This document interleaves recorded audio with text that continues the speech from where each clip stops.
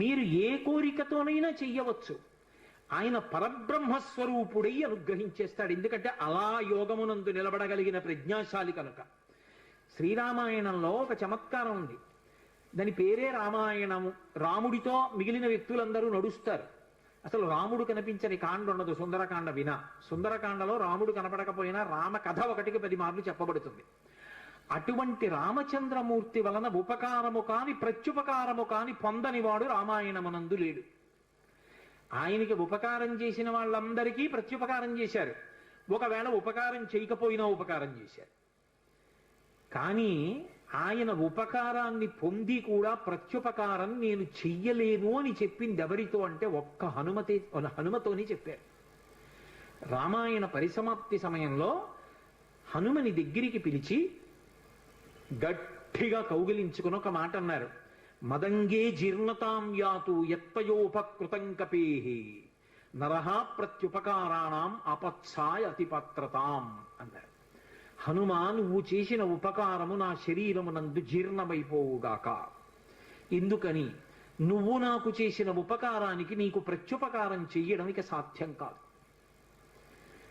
నేను కష్టంలో ఉంటే నువ్వు నా భార్య యొక్క జాడ కనిపెట్టావు. ఇప్పుడు నీకు ప్రత్యుపకారం చేయాలంటే నీకు అటువంటి కష్టం కలగాలి. కోరచ్చా నేను? అందుకని నేను కోరను.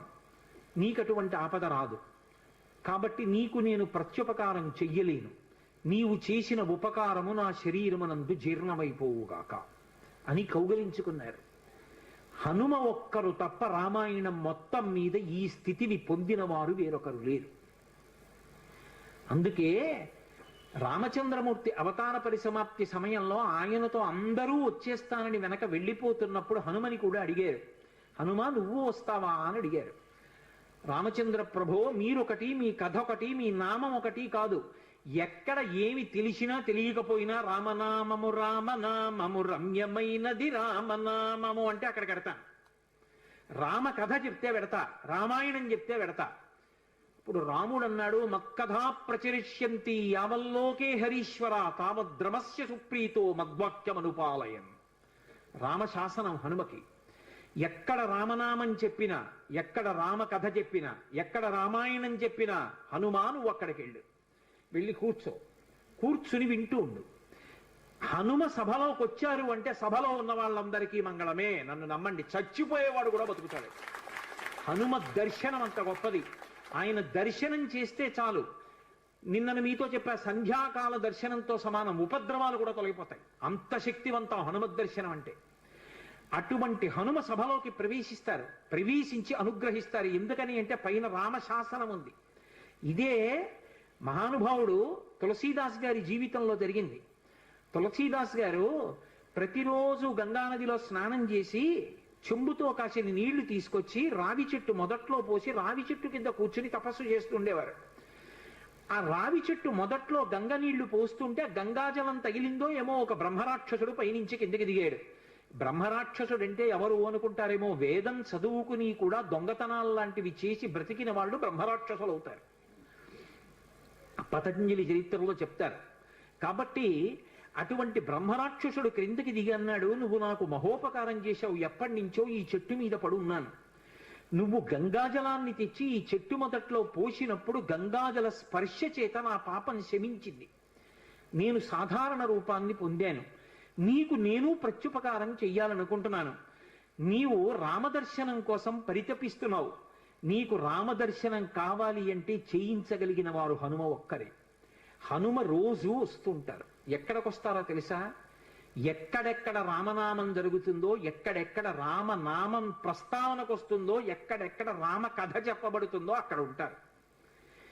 కాశీలో హనుమాన్ ఘాట్లో ఒక వ్యక్తి రోజు రామాయణం చెప్తున్నాడు. అక్కడికి వచ్చి కూర్చుంటారు. ఎలా గుర్తుపడతావో తెలుసా? అందరికన్నా ముందు సభలోకి వస్తారు. అందరికన్నా ఆఖరణ కళ్ళ నీళ్ల పెట్టుకుని ఒక్కడు తలదించుకుని నడిచి వెళ్ళిపోతూ ఉంటాడు. నువ్వు గుర్తుపట్టి వెంట వెళ్ళు అన్నారు. అప్పుడు ఆ రూపంలో వెళ్ళారు. అన్ని వేళలా అలా వెళ్ళరు, ఏ రూపంలోనైనా పెడతారాయన. కాబట్టి తులసీదాస్ గారు హనుమాన్ ఘాట్కి వెళ్ళి కూర్చున్నారు. అందరికన్నా ముందు ఒక వ్యక్తి వచ్చాడు రామాయణం వినడానికి. అందరూ వెళ్ళిపోయిన తర్వాత తల ఉంచుకుని కన్నులమ్మట నీరు కారుతుండగా వెడుతున్నాడు. తులసీదాస్ గారు ఆయన వెంటపడ్డారు. ఆ వ్యక్తి కనిపెట్టాడు, ఎవరో నన్ను వెంబడిస్తున్నారని. ఆయన హనుమ, ఆ ముందు వెడుతున్నవారు. వెనక్కి తిరిగి గద్దించారు, ఎందుకు నా వెంట వస్తున్నావు, ఆగక్కడ. కాదు, నాకు రామదర్శనం కావాలి, నీ వల్లే జరగాలి. వెళ్ళి కాళ్ళ మీద పడ్డారు. కాళ్ళ మీద పడితే ఆయన ఒక స్థలాన్ని చెప్పారు, అక్కడ కూర్చుని నువ్వు జపం చెయ్యి, తపస్సు చెయ్యి, నీకు రామదర్శనం అవుతుందన్నారు.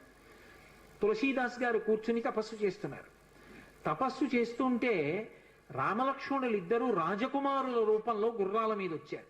వచ్చి గుర్రాలు దిగి అరుగు మీద సేద తీరారు. ఎవరో రాజకుమారులని తులసీదాస్ గారు ఊరుకున్నారు. వాళ్ళిద్దరూ గుర్రం ఎక్కి వెళ్ళిపోయారు. హనుమ వచ్చారు, రామలక్ష్మణులు వచ్చారు, గుర్తుపట్టావా అన్నారు. ఎప్పుడు వచ్చారు అన్నారు.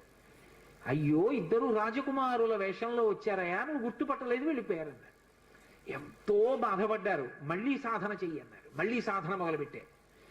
మళ్ళీ సాధన మొదలు పెడితే కొన్నాళ్ళు అయిపోయిన తర్వాత చిన్న పిల్లవాడి రూపంలో రాముడు వచ్చాడు. గంధం తీస్తున్నారు తులసీదాస్ గారు రామచంద్రమూర్తికి అనులేపనం చేయడానికి. చిన్న పిల్లవాడి రూపంలో వచ్చి, తాతా తాతా నాకు గంధం ఇస్తావా అని అడిగాడు. ఇది రాముడి కోసం రా, పో అన్నారు తులసీదాస్ గారు. మళ్ళీ పొమ్మంటున్నాడు రా రాముడు వస్తే అని హనుమ వెంటనే పంజరంలో చిలక రూపంలో వచ్చి పాట పాడాడు. రాముడు బాలుడి రూపంలో వచ్చి తులసీదాస్ గారిని గంధం అడుగుతున్నాడు, గుర్తించలేని తులసీదాసు వెళ్ళిపోమ్మంటున్నాడు అని. అది విన్నటువంటి తులసీదాస్ గారు వెంటనే పిల్లవాడి కాళ్ళు పట్టుకుని పిల్లవాడి కాళ్ళ మీద పడ్డారు. పడగానే రామచంద్రమూర్తిగా దర్శనమిచ్చారు. దర్శనమిచ్చి, తులసీదాస్, నా పేరు మీద నువ్వు రామాయణాన్ని, దక్షిణ దేశంలో వాల్మీకి రామాయణం, దక్షిణ దేశం ఎక్కడైనా వాల్మీకి రామాయణం, కానీ నువ్వు ఇప్పుడు రామచరితమానస్ అన్న పేరు మీద రామాయణాన్ని రచించు.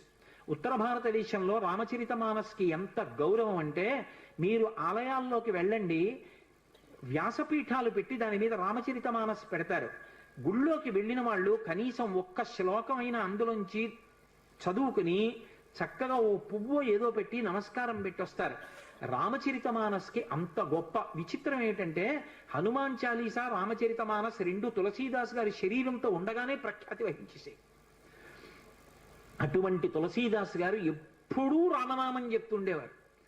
ఒకప్పుడు తులసీదాస్ గారు గంగ ఒడ్డున నిలబడి ఉన్నారు. ఒక ఆవిడ గబగబా వచ్చి ఆయన కాళ్ళ మీద పడి నమస్కారం చేసింది. ఎప్పుడూ అలవాటు మీద తులసీదాస్ గారు దీర్ఘసుమంగళీభవ అన్నారు. అయ్యా, నన్ను దీర్ఘసుమంగళీభవ అంటున్నారు, నా భర్త మరణించాడు, అదిగో చితి మీద పడుకోబెడుతున్నారు దహన సంస్కారానికి, మీ నోట వంట వచ్చిన మాట అబద్ధం కాకూడదు అందావిడ. నా నోట రావడం ఏమిటమ్మా, రాముడు పలికించాడు. ఆయన వెంటనే అక్కడికి వెళ్ళి ఆ కమండలంలో నీళ్లు తీసి ఆ శవం మీద చల్లి రామనామం చెప్పారు. చటుక్కున లేచి కూర్చున్నాడు. ఇది చూశారు పాదుషా యొక్క గూఢచారులు ఆ గంగా తీరంలో తిరుగుతూ. తులసీదాస్ గారి దగ్గర రకరకాలైనటువంటి విన్యాసాలున్నాయి, ఆయన ఏవైనా చెయ్యగలడని పాదుషాకి చెప్పారు. పాదుషా తులసీదాస్ని పిలిపించారు. పిలిపించి, నువ్వేమిటో చచ్చిపోయిన వాడిని బతికించావుట, ఏవి కొన్నటువంటి వింత చేష్టితములు చెయ్యన్నారు. తులసీదాస్ గారు అన్నాడు, వింత చేష్టితములు చేయడానికి నేను గారడీవాణ్ణా? కాదు, రాముడు నన్ను పనిముట్టుగా అనుగ్రహించాడు, అది రామానుగ్రహం అన్నాడు. అంటే నేను చెప్పిన మాట పాటించట్లేదు కాబట్టి కొరడాలతో కొట్టండి అన్నాడు. అంటే అప్పుడు హనుమాన్ చాలీసా చేశారు తులసీదాస్ గారు. కళ్ళు మూసుకుని హనుమని తెలుసుకుని హనుమాన్ చాలీసా చేస్తుంటే భటులు వచ్చి కొరడాలు పట్టుకుని కొట్టడానికి పైకెత్తుతున్నారు. ఆశ్చర్యం ఏమిటంటే, ఆ రోజున పాదుషా కోట అంతఃపురం అంతటా పెద్ద పెద్ద కోతులు వచ్చి ప్రతి సైనికుడి చెయ్యి పట్టుకున్నాయి కదలకుండా. పాదుషా భయపడిపోయి సింహాసనం దిగి కిందకొచ్చి తులసీదాస్ గారి కాళ్ళ మీద పడ్డాడు. అప్పుడు ఖచ్చితంగా పూర్తయిపోయింది హనుమాన్ చాలీసా.